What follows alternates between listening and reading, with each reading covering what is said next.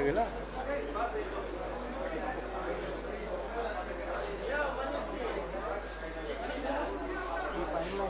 हाँ, ये फाइनल है बिल्कुल। भाई कलम से दो, रह गया। कुछ लिखने के लिए दो। ये लो। बगैर कलम के यहाँ नहीं बैठा था, बिना कलम और कागज के।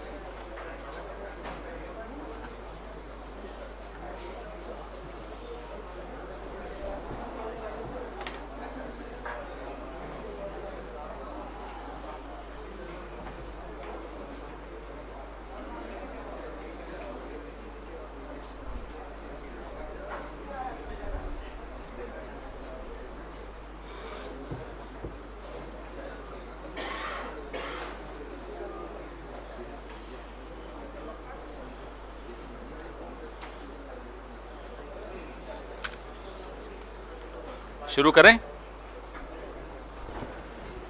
आज रिकॉर्डर नहीं आया।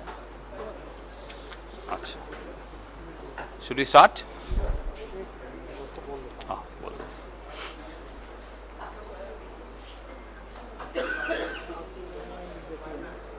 हाँ हाँ हाँ।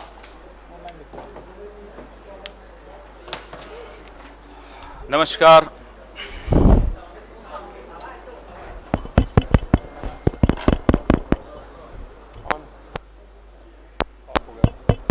आवाज आ नहीं रही। आवाज आ रही है आपको? नहीं, वहां से ऑफ है क्या?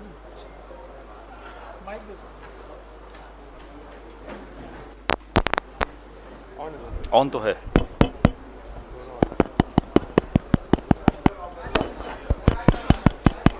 अब आ रही है? आज बड़ी महत्वपूर्ण प्रेस वार्ता है। चौकीदार या जमींदार, इसका शीर्षक दिया है। तो जो ये बार बार कहते हैं कि 23 मई के बाद मैं तो फकीर हूं, झोला उठा के चला जाऊंगा, तो अब उत्तर मिल रहे हैं उस झोले में क्या क्या होगा। उस दिशा में कुछ आज बताना चाहते हैं। चालू नहीं है, चालू। एक सुप्रीम कोर्ट में कल पीआईएल दाखिल हुई, जिसमें प्रधानमंत्री नरेंद्र मोदी जी की प्रॉपर्टी को लेकर एक बड़े महत्वपूर्ण, रोचक और दिलचस्प प्रश्न खड़े हुए हैं। यह प्रॉपर्टी है गांधीनगर में। यह क्यों रोचक है? क्योंकि साहेब ने इसके बारे में कुछ छिपाया है। साहेब को 2002 में मुख्यमंत्री बनने के तुरंत बाद यह प्रॉपर्टी अलॉट होती है गांधीनगर में। 2007 के चुनाव में श्री नरेंद्र मोदी जी ने अपने हलफनामे में, अपने एफिडेविट में यह घोषणा की कि प्लॉट नंबर 411, बड़ा महत्वपूर्ण नंबर है क्योंकि ये बाद में कुछ और होने वाला है इसमें, तो आप इसको ध्यान से सुनिएगा। प्लॉट नंबर 411 सेक्टर 1 गांधीनगर में उन्होंने अपना ये प्लॉट अपने हलफनामे में घोषणा किया। इसकी साइज बताई 326.22 स्क्वायर मीटर और अलॉटमेंट थी, तो जाहिर सी बात है बहुत ही नॉमिनल उन्होंने कुछ जमा कराया। 1 लाख रुपए, 1,30,00,000 रुपए उन्होंने जमा कराए। Based on the market rates अब उसकी कीमत है 1,18,00,000 गांधीनगर। और उन्होंने उस हलफनामे में यह भी बताया, 2007 वाले हलफनामे में, कि उन्होंने 30,363 रुपए खर्च करके वहां कुछ कंस्ट्रक्शन कराया है। Plot number 411 sector number 1 Gandhinagar. 2012 का चुनाव आया मोदी साहब का, वहां 411 गायब और ना कोई सेल दिखाई। हालांकि वो अलॉटेड प्लॉट है, उसको आप बेच नहीं सकते, आप उसको ट्रांसफर नहीं कर सकते, आप उसको किराए पर भी देंगे, लीज पर भी देंगे तो आपको पहले परमिशन लेनी पड़ेगी। तो 411 2012 के एफिडेविट में नदारद हो गया। उसकी जगह पर आ गया 401 ए। बड़ा रोचक है ये। उसमें उन्होंने कहा कि मैं इसका 1/4 हिस्सेदार हूं। I am 1/4 owner of plot number 401 A. Nobody knows what happened to 411। उसमें उन्होंने उसकी साइज वही बताई जो 411 की थी, 326.11 स्क्वायर मीटर। साइज वही है, इलाका वही है, प्लॉट नंबर बदल गया, 401 ए हो गया। अब अगला एफिडेविट 2014 का लोकसभा चुनाव, जहां वो दो जगह से लड़े थे, उसमें भी 411 नहीं, गायब है। उसमें भी 401 ए है। उसका वो भी बताते हैं मैं 1/4 ओनर हूं, और एरिया भी वही है, 326.11 स्क्वायर मीटर। मनमोहन सिंह जी जब प्रधानमंत्री थे तो आपको याद होगा उन्होंने एक परंपरा शुरू की थी। तमाम कैबिनेट और प्रधानमंत्री अपने एसेट्स वेबसाइट पे डालते थे। मोदी जी आए, उन्होंने ये परंपरा जारी रखी, उसको बदला नहीं।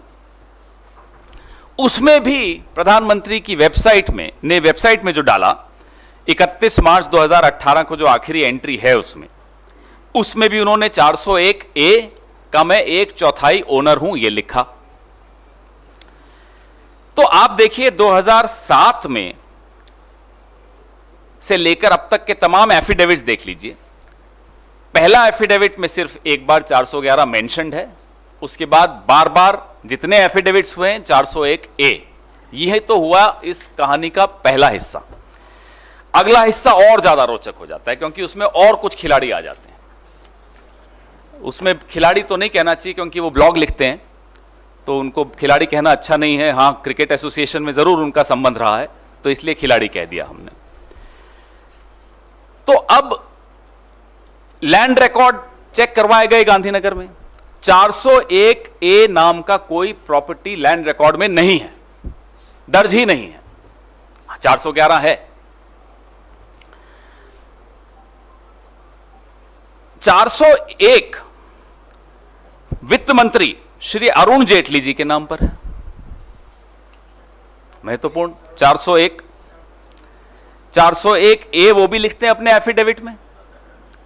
अरुण जेटली जी जब राज्यसभा के लिए अपना नॉमिनेशन भरते हैं एफिडेविट, कुछ कंफ्यूजन है तो मैं भी बाद में और क्लियर कर दूंगा।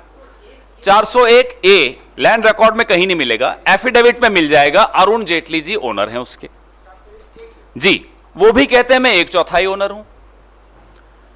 तो 401 ए में जो कि 2007 के एफिडेविट में मोदी जी ने दिखाया एक बार, उसके बाद वो गायब हो गया उनके एफिडेविट से।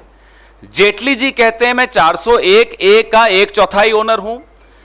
मोदी जी कहते हैं मैं 411 का 1/4 ओनर हूं। साइज सबकी सेम है।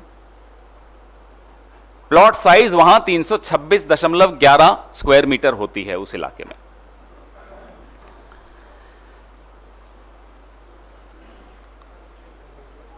जेटली जी बताते हैं कि यह प्लॉट उनको गांधीनगर के मामलतदार ने अलॉट किया था।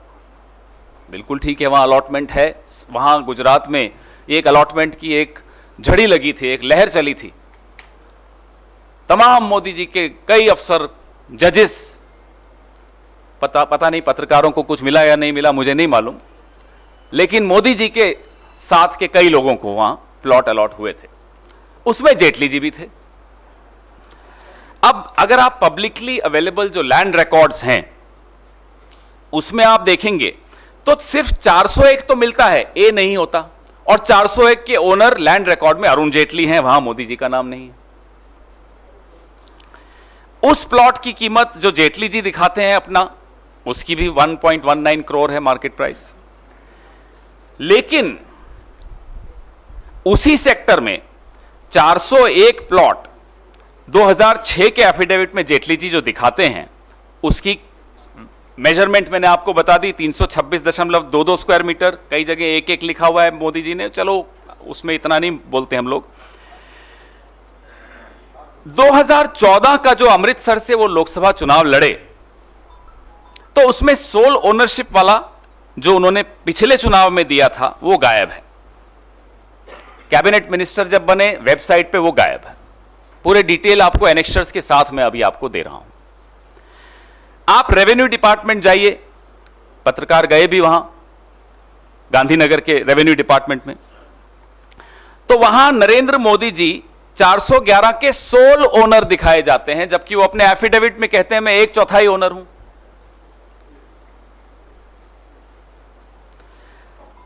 आप जाइए 401 पे, तो जेटली जी उसके सोल ओनर बताए जाते हैं, वो कहते हैं मैं 1/4 हूं।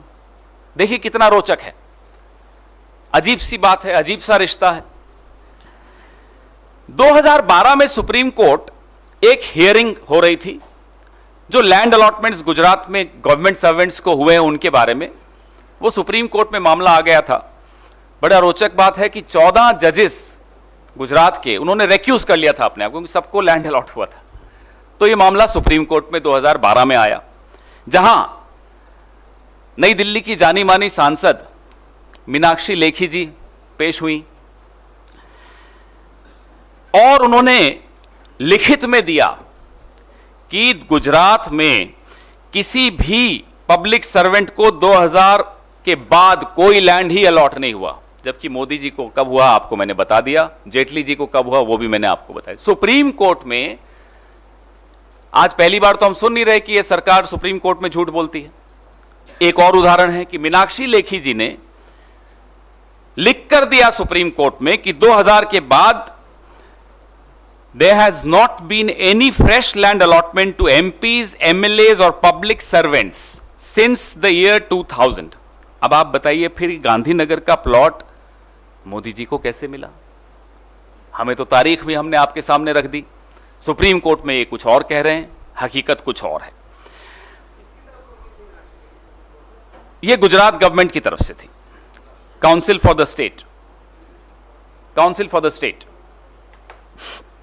Under section 125A of the representation of peoples act 1952 falsify. अभी क्लैरिटी आ जाएगी आप, क्योंकि हम भी बड़े कंफ्यूज हुए थे इसमें कि ये 401, 411, 1/4 पूरा, अभी पूरा देंगे अभी आपको। तो 125A representation of peoples act 1952 के तहत अगर आप झूठा हलफनामा देते हैं, आपके एफिडेविट में झूठ बोलते हैं, तो उसमें 6 महीने की सजा होती है और फाइन होता है या दोनों होता है। यह सब देखते हुए कांग्रेस पार्टी चुनाव आयोग से करबद्ध निवेदन करती है और उम्मीद करती है कि चुनाव आयोग इसका कॉग्निजेंस लेगा, इसका संज्ञान लेगा और 125A आरपीए 1952 के तहत उचित एक्शन लेगा। अब आप जब प्रश्न पूछेंगे, मैं जानबूझ के थोड़ा कंफ्यूज करता हूं ताकि प्रश्न इसी सब्जेक्ट पे रहे थोड़े वक्त, नहीं तो फिर आप चले जाते हैं कि अलायंस हो रहा है या नहीं हो रहा। हाँ?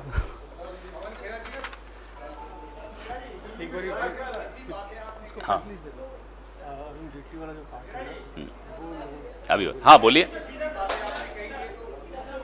एक सेकंड, एक हाँ जी बताएं ये कि 2007 का टाइपिंग एरर है या उसके बाद जब प्रधानमंत्री अपने बाकी सारे हलफनामों में कहते हैं कि मैं 1/4 ओनर हूं 411 का, तो बताएं वो 401 के ओनर हैं या 411 के हैं, 1/4 हैं या पूरे हैं। लैंड रिकॉर्ड कुछ और कहते हैं। वहां कुछ पत्रकार गए तो बगल वाले प्लॉट का चौकीदार कहता है ये तो साहब का घर है, प्रॉपर्टी, यहां क्यों आ गए? पत्रकारों को पुलिस वालों का फोन आ जाता है कि भाई साहब के वहां क्या कर रहे थे आप, हमसे पूछ के आप पत्रकारिता करिए, ये सब आता है उसमें। और अगर आप सैटेलाइट पिक्चर देखेंगे, उस 401 से लेकर 411 तक की आप सैटेलाइट इमेजरी देखिए, बड़ा रोचक है वो भी। पूरा एक कंपाउंड बना रखा है, अंदर पार्क की जमीन भी है और भी प्लॉट्स हैं, सब एक, जबकि एज पर द लॉ आप बाउंड्री वॉल पूरे सारे इलाके की नहीं कर सकते, आपका जो लिमिटेड क्षेत्र है उसी में कर सकते हैं। आप 2 प्लॉट्स का मर्जर नहीं कर सकते, 1 प्लॉट का डिवीजन नहीं कर सकते। तो जब आप कहते हैं कि 401 का मैं 1/4 ओनर हूं तो डिवीजन कैसे हुआ, और डिवीजन की आप वो दिखाइए, कागज परमिशन दिखाइए। आप सेल नहीं कर सकते। तो 411 अगर आपके पास 2007 में था तो 2012 में आते आते वो 401 कैसे हुआ? 411 का क्या हुआ ये बताइए। आपने बेचा, अरुण जेटली को बेचा, आपने ट्रांसफर किया अरुण जेटली को, आपने कितना ट्रांसफर किया, अगर किया तो उसके बदले में आपने कितना चेक से अमाउंट लिया, कुछ तो बताइए। अचानक 411 401 कैसे हुआ? और लैंड रिकॉर्ड में 401 में मोदी जी सोल ओनर हैं, तो वो क्यों बोलते हैं मैं 1/4 ओनर हूं? क्लैरिटी आई विक्रांत जी? हाँ आइए, एक से। हाँ जी,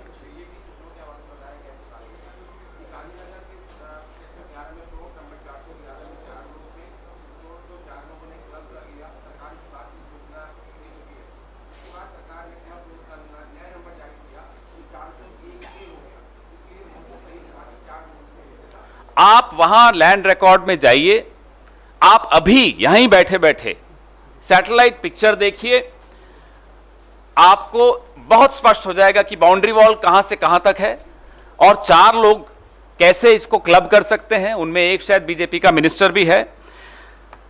पब्लिकली अवेलेबल है ये लैंड रिकॉर्ड। 9 नंबर जो मेरी प्रेस रिलीज अभी आपके पास आएगी, Modi ji is the current sole owner of 411 and Jaitley ji is the current sole owner of 401। ये एक कहां से आया? 1/4 के मामला कहां से आया? आप में क्या एरोगेंस है कि आपको लगता है कभी कोई आप पर प्रश्न नहीं उठा सकता? अगर ये आप जो कह रहे हैं सही है तो आपने एफिडेविट में क्यों नहीं दिया? आपने फॉल्सिफाई किया, आपने फ्रॉड किया, आपने झूठ बोला आपने एफिडेविट में। आप लैंड रिकॉर्ड, हम तो लैंड रिकॉर्ड पर ही जाएंगे। जो कल सुप्रीम कोर्ट में पीआईएल लगी है उसको आप देखिए, पूरा होमवर्क करके वहां उस इलाके में जाकर रेवेन्यू ऑफिसर से मिलकर जो तथ्य सामने आए हो उसमें हैं जी। जी, अब तक आप लोग आरोप लगा रहे थे नरेंद्र मोदी पे कि उन्होंने भ्रष्टाचार जो किया वो दूसरे को यानी अंबानी के पॉकेट में डाले, तो क्या अब सीधे तौर पे आप आरोप डायरेक्ट पीएम पे लगा रहे हैं कि मोदी घोटाला उन्होंने किया है? बिल्कुल आपके सामने है। आप बताइए कैसे प्लॉट का नंबर बदल जाता है? आप अपने आप को कहते हैं मैं तो 1/4 ओनर हूं, लैंड रिकॉर्ड कहता है आप सोल ओनर हैं। प्रश्न तो यह उठता है कि आपने ये क्यों लिखा कि मैं 1/4 हूं, जब लैंड रिकॉर्ड और आप की सरकार वहां 28 साल से चल रही है, क्या लैंड रिकॉर्ड दुरुस्त नहीं हुए आपके? आप तो कहते हैं गुजरात मॉडल है, डिजिटल है, सब कुछ है, तो वहां ये लीपापोती क्यों, वहां छिपाया क्यों जा रहा है? अगर आपके एफिडेविट में आप 1/4 बोलते हैं, वहां आप सोल ओनर क्यों हैं?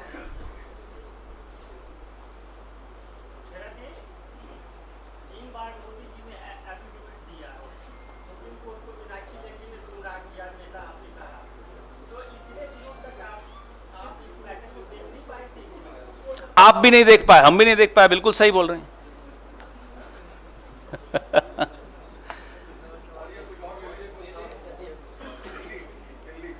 आप कुछ पूछ रहे थे इसी विषय में, मुझे बता दीजिए जी।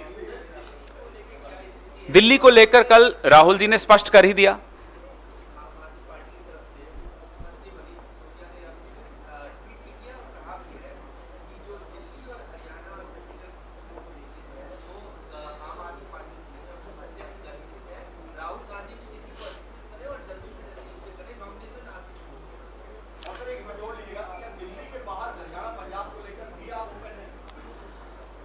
कल राहुल गांधी जी ने ट्वीट करके सब कुछ आपके समक्ष रख दिया।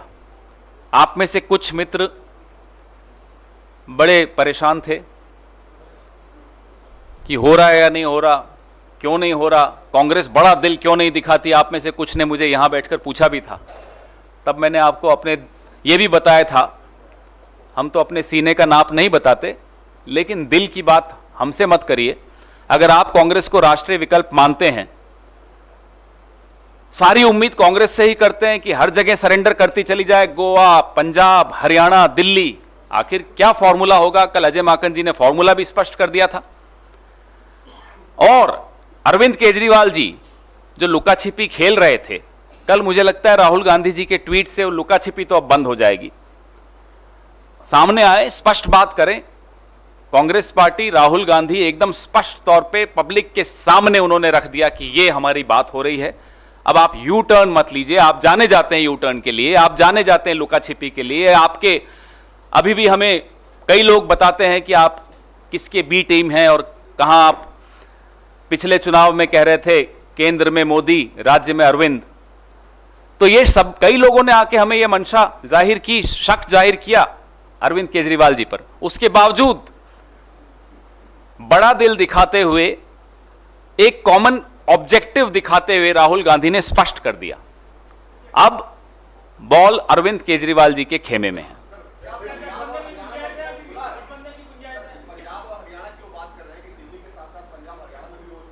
इसी मंच से मेरे वरिष्ठ सहयोगी रणदीप सुरजेवाला जी ने बड़ा स्पष्ट कर दिया था बाकी राज्यों के लिए। जी, आपको बताया मैंने, इसी मंच से रणदीप सुरजेवाला जी ने 4-5 दिन पहले बड़ा स्पष्ट कर दिया था बाकी राज्यों के विषय में।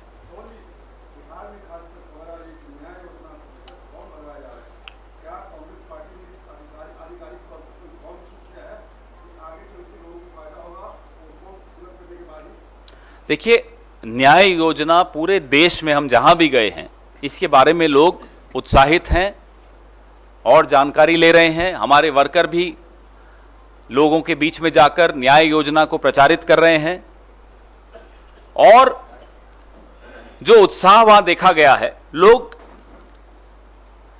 क्योंकि 5 साल उन्होंने बहुत जुमले देखे, वो चाहते हैं कि अभी हमारा नाम है या नहीं, हमारा नाम भी होना चाहिए। ये उत्साह लोगों में हमने देखा, पूरे देश में दिख रहा है, ना केवल बिहार में।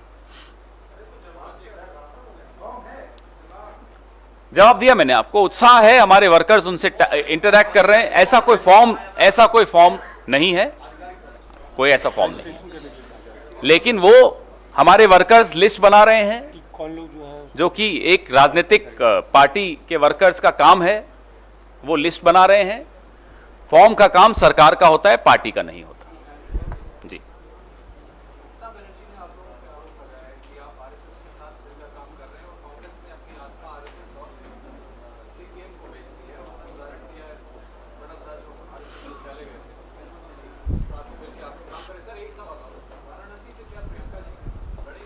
आपका पहला सवाल, इस देश में किसी पर भी आरोप लग सकता है कि कोई बीजेपी की बी टीम है या आरएसएस के लिए काम कर रहे हैं, कांग्रेस पार्टी को छोड़कर।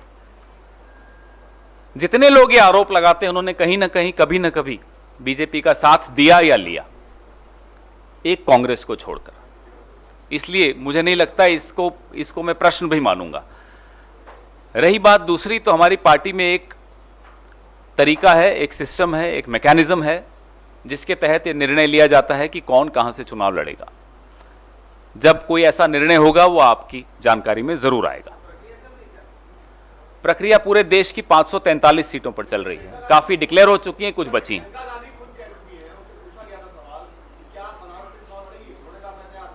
जैसा मैंने कहा, पार्टी में एक सिस्टम होता है, एक मैकेनिज्म होता है, हर पार्टी में होता है, कांग्रेस पार्टी में भी है। हाँ, तो 2 दिन हैं अभी, 48 घंटे हैं, चिंता क्यों कर रहे हैं।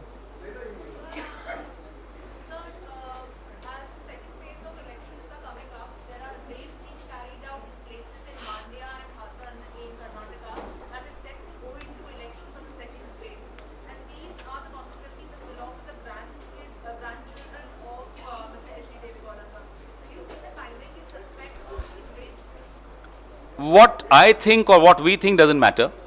What matters is the unprecedented letter written to the Secretary Revenue by the Election Commission last week. It never happened in the electoral history of this country. Actually warning the Secretary Revenue of ensuring that these are not politically motivated raids, and also ensuring that the Election Commission is duly informed about these raids. Yesterday, after several relentless efforts by the Congress party and the intervention of the Honorable Supreme Court, the Election Commission woke up and issued notices, took some action against some leaders on hate speech. We hope that the Election Commission does not go back to sleep. We hope that the Election Commission remembers the letter it wrote to the Secretary Revenue last week. We hope the Election Commission exposes this गठबंधन between the BJP, ED, IT and CBI.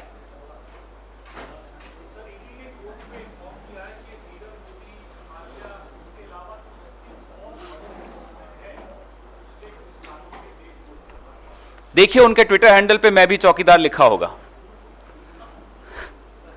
तो कम से कम ये सुनकर, सिद्धार्थ आपका प्रश्न सुनकर मोदी जी को आज अभी तुरंत अपने नाम के आगे से चौकीदार हटा देना चाहिए और या ये स्पष्ट कर देना चाहिए कि वो और इन 36 को छोड़कर और कितने लोगों की चौकीदारी कर रहे थे।